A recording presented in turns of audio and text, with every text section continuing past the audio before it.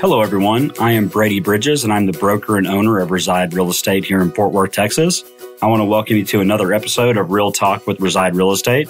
We are a top producing team here in Fort Worth, Texas, and we want this podcast to be a resource for anyone looking to learn more about real estate and the great city of Fort Worth, Texas. Today, I'm joined by Texas native Steven Hayes. Steven grew up in Comanche County running cattle, farming, and raising quality horses. He went on to get a Bachelor of Science in Animal Science degree while rodeoing for Tarleton State University in Stephenville. Prior to becoming a realtor, Steven had an extensive career in the world of marketing and event management, working with the United States Team Ropers Championship, National Cutting Horse Association, and the American Paint Horse Association.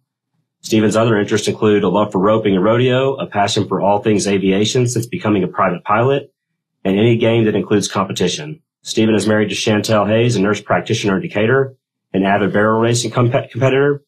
And together, Steven and Chantel have 13 horses and 4 dogs. Steven, thanks for coming in. Yeah, thanks, Brady. Appreciate you having me. So you're part of the team here. A big part of the business you do is farm and ranch. So I thought it'd be a really interesting perspective to have someone come in that lives that world. I mean, as you know, a lot of people in the past few years have been moving in from all over the country, and there's been a big demand for those types of properties. So I thought it'd be interesting to have you in. So just start off, kind of tell us a little bit more about yourself and how you got into real estate and how you got into the ranching and rodeo world. Yeah, no, absolutely. So, as far as my background, I grew up ranching. So my family, we had a ranch in Comanche, Texas, ran cattle and horses. So grew up doing the hard work, as they say, with that traditional background. So, that's always been, when you get ag in you, it's kind of always going to be within you, in some form or another, whether you leave the ranch or not. It's just, it's your background and what you love in some form. So obviously we're still connected to the horses. My wife and I don't run cattle anymore, but we still have horses and do the whole, rodeo roping and barrel racing scene, all over North Texas here. So, that's kind of the background as far as why farm and ranch is always in my back pocket. But as far as real estate, my wife and I growing up on a ranch, you love the ground, right? It's what God created. You love the dirt. And it's a beautiful sight no matter where you are. Every place in Texas has a different look and feel. And so I love land. I like to look at the different kinds of land and what you could do with it, right? Potentials that it has. As far as for real estate, my wife and I actually have a couple of investment properties. That's where it started for me. I had a career in the marketing world, like you mentioned earlier, but I'm a guy that wants to know more, and grow and learn. And so when we had those investment properties, we were kind of new to it. It was like, man, what can I do to be more educated? Said, why not get my real estate license? So started that. That's no joke about you. Every time I talk to you, you have some new idea or new business venture you want to talk about. Yeah, I enjoy ideas and I enjoy growth, right? That's one of my high levels of the 7 levels or whatever they are.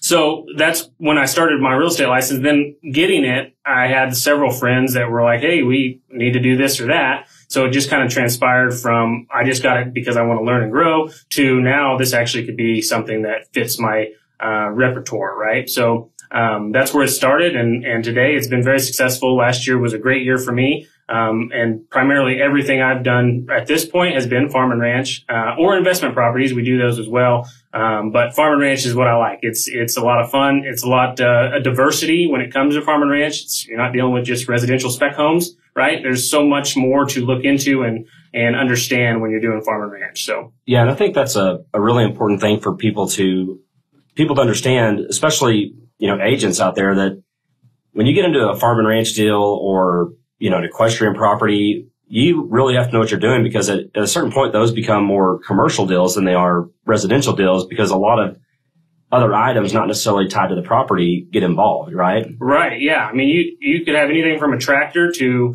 an outhouse, right? Those like little houses that you drag out. That could be part of the sale. It could not be part of the sale. They can exclude that. There's a lot of exclusion that you have to be paying close attention to understand. From mineral rights is another big one, right? There's just a lot more, even from the vendors you use, from an inspection standpoint. It's not just inspecting one house, right? Sure. You need that inspector to understand, hey, I got a horse barn. I need you to check the lights. I need you to check the water. I need you to check all the things that, are all around. That it's not just about the house when you do those home inspections anymore when you come farm and ranch. So one of the big reasons I want to bring you on is there's been a big conversation around the National Association of Realtors and then Texas Realtors about competency, right? So that kind of leads in. Why is it so important that someone who is looking to buy a specific property, like, let's just say, I'm familiar with ranch property. I can take that on. But when it comes to equestrian, I'm always going to come to you in that. Why is it so important that when you're looking for an agent in those types of properties to find someone that knows and lives that life and understands what you need? Yeah, I think there's a few scenarios that you have to be to have competency and why it's important. And really, the first thing is what you're going to do, what the goal of your clients are is important. Depending on whether they're a roper, a barrel racer, or whatever. Let's take barrel racing, for instance. There's a certain kind of ground that's better to work your horses in for barrel racing. Now, you can haul dirt in. If the ground on the property is not right, you can haul it in. But as an agent, you need to make sure your client understands the cost that's associated with hauling ground in.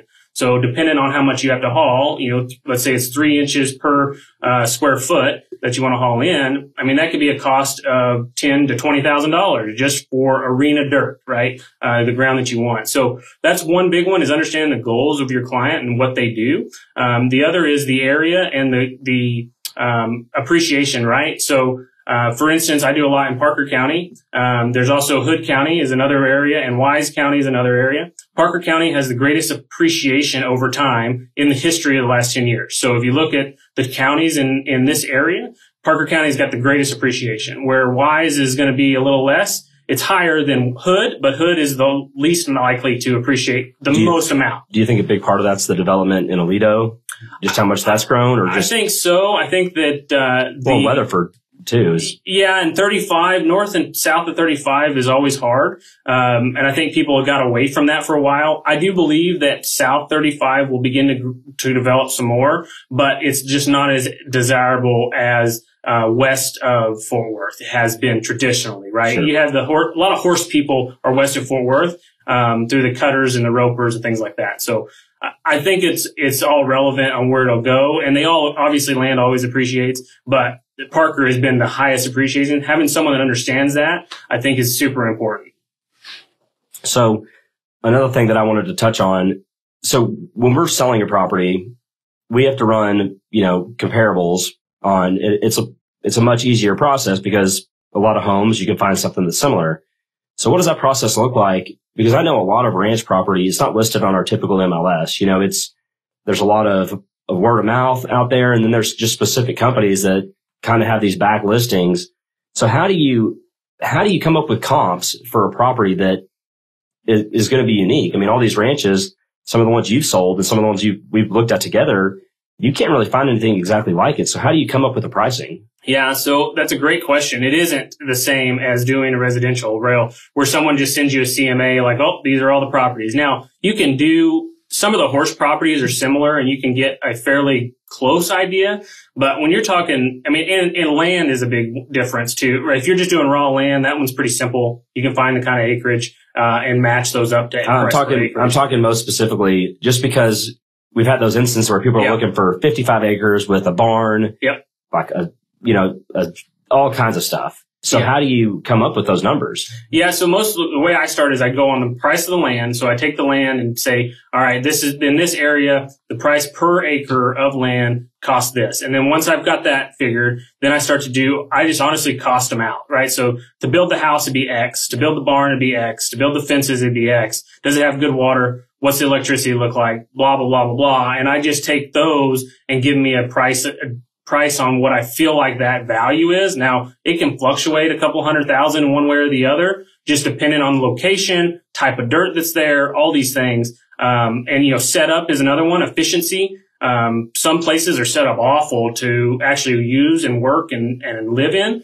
And then other places the efficiency is so much better. So that's all things you got to kind of take into consideration when pricing it. But I do it on a price point basis, just because it gives me a base line. It's more like a cost basis instead of a comparison. Correct. Because they're just hard to get anything that's very specific. You might have one place that has a house that was built in 2018, and then the other house is 1935. It has 100 acres over here, 5 acres over here. The price is going to be pretty close to the same. So how do you determine if you're getting the value out of both properties? So I use it on a cost basis usually. Is the appraisal process pretty similar? Yes, the appraisal process is pretty similar. They do use comps in the appraisal process. So, when you do it through a mortgage company and you go through that and they hire an appraiser, they're going to still want comps from the agent. So you do have to be able to provide some comps. But with the understanding, I always provide some more information, right? Not just, oh, here's the comps, because it's hard for those appraisers to if they just go off the comps, don't understand the difference. And some appraisers are great, right? They deal with farm and ranch, they understand it. But if you get, and that goes back to the competency of your agent, understanding that not all appraisers are the same. If they mostly do residential and then the mortgage company hires an appraiser that has no idea about farm and ranch. That'd be a good question for when I have an appraiser in here to see if they have a farm and ranch come across their desk, if they're, if there's a difference in who gets those versus, typical residential appraisals. Right. Absolutely. Well, and I know I deal with a lot of ag lenders, right? Like Ag Texas and those guys. And they hire different appraisers than. I guess that most people going through are going to be using one of those. Yep. And they hire different appraisers than, like a Bank of America would. Well, because over 10 acres, they can no longer, you can't do a standard mortgage with, a Bank of America, something like that. Right. So. You can, but it's not beneficial, right? Sure. You're much better off to go with a traditional. And, that goes back to taxes and stuff too. Over 10 acres, this goes back to the competency of your agent, right? Over 10 acres, Parker County, you can get ag exempt. And in county, it varies by county too. So, Parker County has to be over 10 acres to get ag exempt on them, which is a huge cost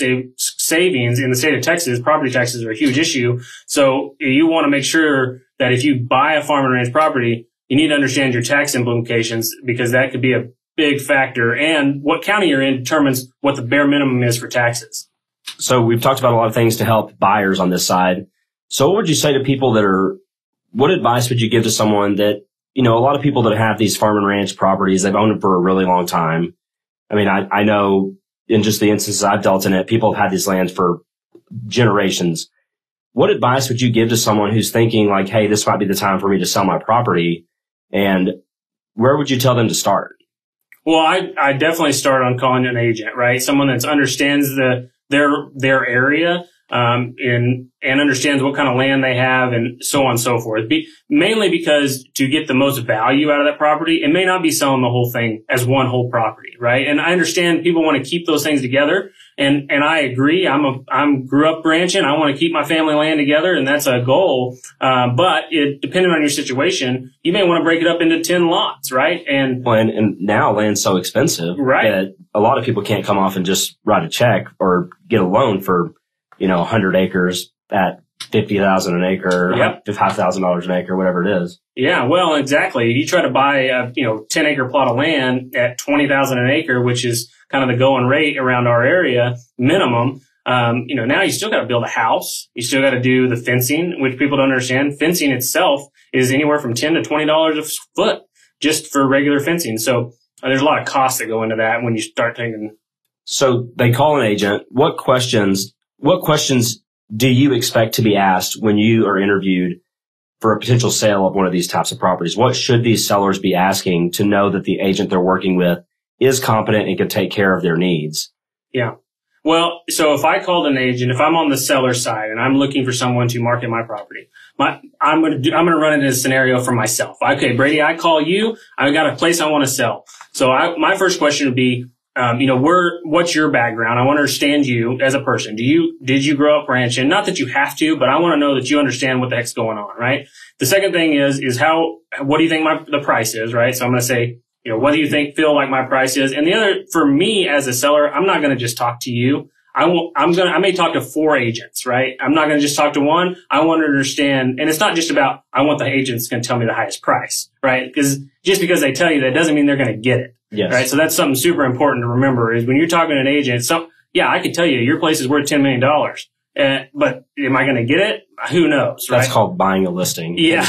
Yeah, exactly. So I think that's super important. On the other side, I want to pay attention to what the agent asks me. Right. So for me, someone calls me about a farm and ranch property. I want to understand, is it fenced? Is it cross fenced? What's the water like? That's a big thing in the state. State of Texas is first right to water. So if you drill a well and you get water, it's yours. The government doesn't control it. So and it's your water to use however you see fit. But there's a lot of times like Millsap, Brock, Lipan, is an area right now that's really struggling with water. They got a lot of development, but it's 3 years to get a water tap from the co-op, right? So what do you do?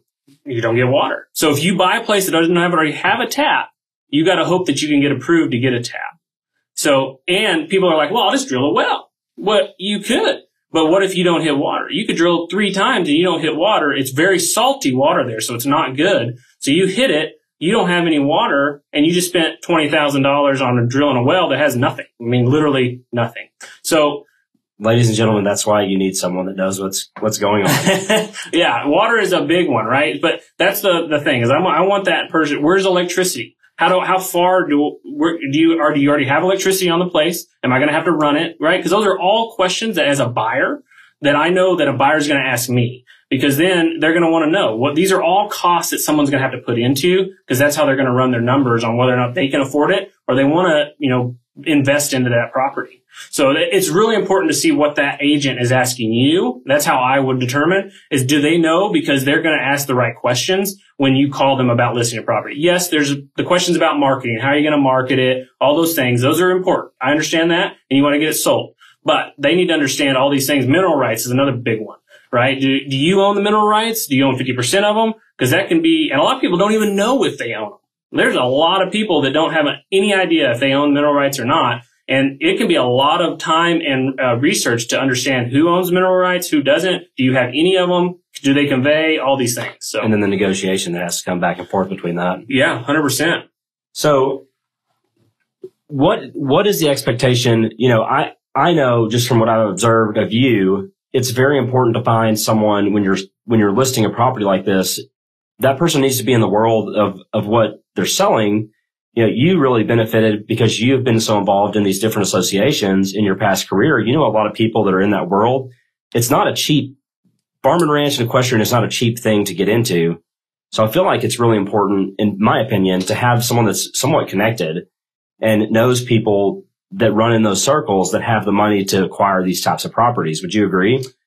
It does help, right? I think that's shifted some. Now, when you're talking, luxury, I consider there's kind of 2 forms of farm and ranch, right? There's the regular farm and ranch, and then there's a luxury farm and ranch, where you're buying a high end type of a property, has a really nice home, very elegant barns, things like that. So you got kind of 2 forms. Luxury, yes, those people have to be well off people. They're very established. But there is a new sector coming, and this kind of happened after COVID, right? So COVID happens and everybody wants to expand outside of the city, right? And a lot of businesses have started to let people work from home, which is it's not new, but a lot of those traditional companies felt their people have to be in the office, right? That's how these things work. So you always stay within about an hour drive to the Metroplex. Well, now it's like hybrid. A lot of companies went to a hybrid model. It's like 2 or 3 days a week. You can work 2 or 3 days from home.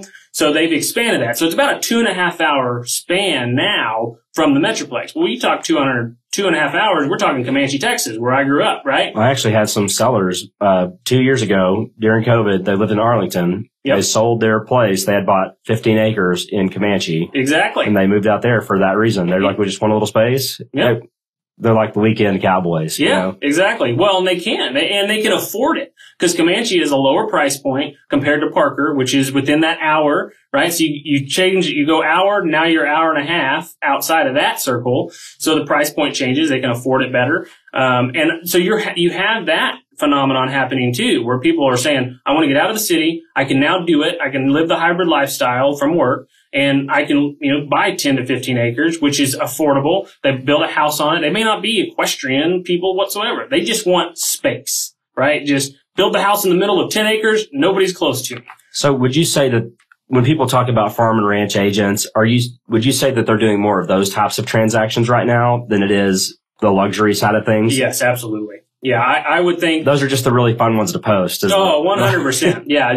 The small 10 acre, 15 acre tracts are very much more sellable places than, you get up to those 100, and depending on where close to the Metroplex you are, it's harder to find those 100-acre properties too. But a lot of people just don't have it. You could sell a residential house for $500,000 in Fort Worth and go buy a place. The house isn't going to be as nice, obviously, but you can buy a place in Parker County, Erath County that has 5 to 10 acres and about the same price point, right? Yep.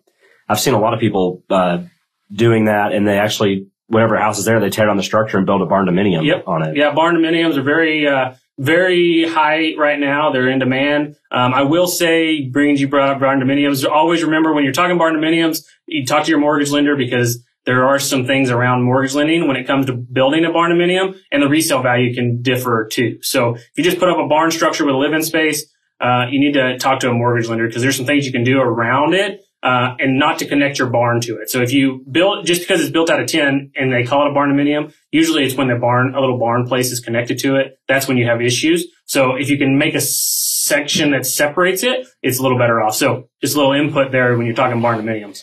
So, I was talking about competency earlier. I feel like a lot of the people that are in the farm and ranch world, they spread out a little further geographically than a lot of residential agents do. Would you agree with that? 100%. Because I know you're obviously from Comanche. My family has a place in Brownwood. Like, I'd feel comfortable working some of that stuff out there because you understand it. But it just seems like when I see these listings, a lot of people will go up to maybe 2 or 3 hours away if they're a farm and ranch agent, because you almost feel like you have to, because you're marketing to it's a very specific, but it's a big group of people that are looking for those types of properties, right? Right. And you're talking, it's all about the congestion, right? When you're doing residential, Fort Worth, they're all right here close. So you don't you've got, it's property size. So everybody owns, 0.2 acres here, and you can have millions of them, where when you start to go outside of the city, everybody's property sizes increase. So you have to naturally increase your span for the volume for, an agent to survive, right? So if you were buying right now, where would you say the place to be is? Like, where do you think the best and hottest growing area for either putting a ranch in or getting one of those 10-acre plots? Where would you buy right now? So if I was going to buy, whether it's land or investment properties, there's 2 places. I would do Mineral Wells. I think Mineral Wells is super hot right now. It's undervalued. It's a little further out than some people like to drive, but the city is booming. They have a great regional airport. They're putting a lot of money into the schools. And it's still rural enough where people want to be around there. So, and it's easy access. You got 281, you got 20, everything's close. It's not that bad of a drive. No, it's not at all. And they're putting a ton of money out there. So, I think the appreciation is going to be very high there. In fact, I'm personally looking for rental properties out there right now. It's a little more rural market, but the rent ratio, from cost price point to rent numbers works really well for me. I don't like to invest in the Metroplex as much because the price point's so much higher, and I don't feel like the ratios work for my model. So rural markets are better for me. Mineral Wells is a good one, and Comanche. Honestly, Comanche, they got a lot of new things happening out there. Over the last 3 years, the price per acre has almost doubled. So I just think that there's some opportunities in that area too. And it's still good ground. That's the biggest thing, right? You got black dirt a lot, but so when you're saying the investment properties you own, are those just single family homes, or are those like both? So I've got both. I've got places that are just single family. Well, they're all single family, I guess. They have a live-in space in all of them. But like one property's in town, and it's just, regular old residential house. And then I've got another property that has a house and a barn, and it's 5-10 acres. I bet that rents out pretty well. It does good. Yeah. So kind of last few things. What's the biggest piece of advice you would just give someone out of the area coming to Fort Worth? Like what would you tell them?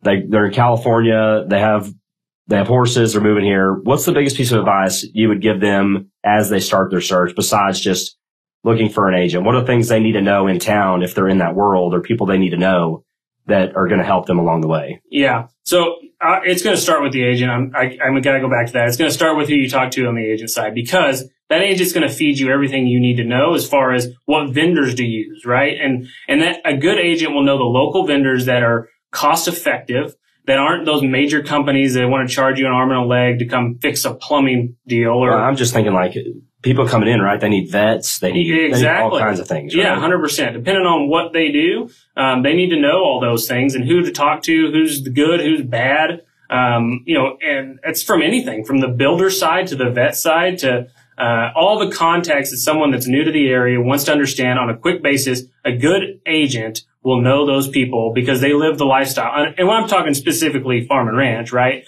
But they know, my wife and I, if you call us, we can tell you here's the good vets, here's the bad vets. We can tell you, here's the good places to go eat, here's not the places to go eat. All those things that someone, when they first move to town, why go through the process of trial and error when you have a resource that can give you at least first steps? Everybody has their own specifics, but they can say, hey, these are good places to start. Here you go. Absolutely. So final question.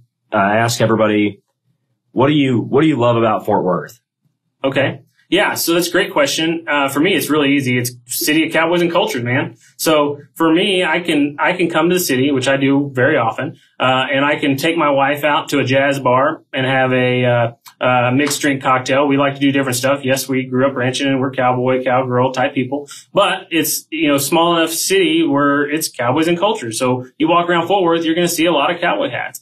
America's, the best hat store there in the stockyards. They sell a crap ton of hats. A lot. So you're going to see cowboy hats everywhere, but it's still got the modern amenities that somebody wants, right? We lived in Comanche forever. My wife, not a fan. It's 45 minutes to your closest Walmart, and so moving to the city. We actually live in Springtown, my wife and I do. So it's about 40 minutes to the city, but it's close enough where you can still get that modern amenity and go shop and do the things that the ladies like to do and save some in. But yeah, I think that's the biggest thing is it's small town feel, still got the Western culture lifestyle a lot, like Stockyards is huge in it. But anywhere you go, right? TCU is a prime example. They got a huge Christian background. Faith is a big thing. I'm very heavy in my faith, and I think that's very important. You cross 35 into Dallas, it's a completely different world over there. Fort Worth is where I like to be. It's funny because you've listened to that. Everybody's answers have all been very similar. It's a small town feel. I'm from Odessa. I agree completely. Like you go out and you'll see people that you always see somebody and there's always something to do. Yeah, 100%. I feel like Fort Worth, like literally that 35, you got 35 East is East Texas. 35 West, that's West Texas. And I have a lot of family in West Texas too. And, that's West Texas, that's the West Texas feel, right? Yeah, absolutely. Well, Steven, thanks for coming in. If you want to share how people can get in touch with you, that'd be great. And so go ahead and share your info, how somebody can reach out for any more questions. Yeah, well, absolutely. You can obviously visit me online with residerealestate.com. It'd be a great place to start. You can also follow me on social media. That'd be another one. I answer that stuff regularly. That's where I get a lot of my contacts from anyway. You need to follow him, the Millennial Cowboy. Yeah, you can get me on TikTok and Instagram. I'm Millennial Cowboy. My wife will be on some of those videos. She doesn't partake, but they're the best videos, so it's all good. That's good. Well, that's another episode of Real Talk with Reside. Thank you for listening, and reach out if we can help you in any way.